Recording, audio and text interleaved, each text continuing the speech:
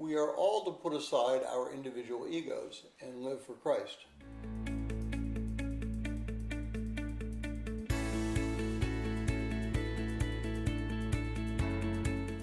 Well, if you're joining us in reading through this 6-day reading plan, today's reading is 1 Peter 3, 5 through 10, and I encourage you to read that passage. Well, Peter now goes on to finish his thinking, which he began in verses 1 through 4. Again, we can get caught up in verses 5 and 6, but it really misses the point that Peter is making.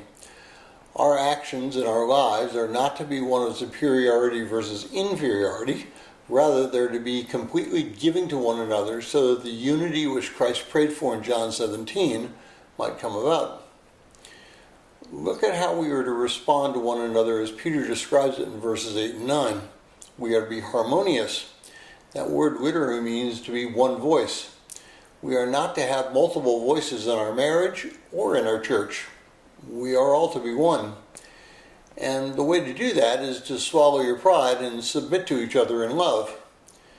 The ego that we carry with us is incredibly tainted by sin. When somebody ignores us, intentionally or not, we first get down on ourselves and then we go and blame the other person. In our mind we are saying, how can that person not respond to me? My ideal is good. They must not like me. Maybe they're stuck up. I need to pray for their humility so it becomes like mine. In reality, we're showing our true selves. We are the ones who have the problem, not the other person. Our problem rests with us. We cannot submit to our own egos, because when we do, we will begin to sin. And this is what caused the problem with Cain.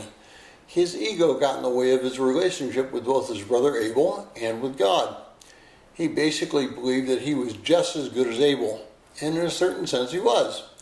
But his heart was in the wrong place. His sacrifice to God came out of a feeling of necessity, not of a feeling of thankfulness. Well, it's time we came together. It's time that all of us looked at what we believe and why we believe it. And we ought to communicate that in love. We are not going to always agree. Sin has taken its toll. But we can love one another, we can pray for one another, and based on our relationship with Christ, we can love one another.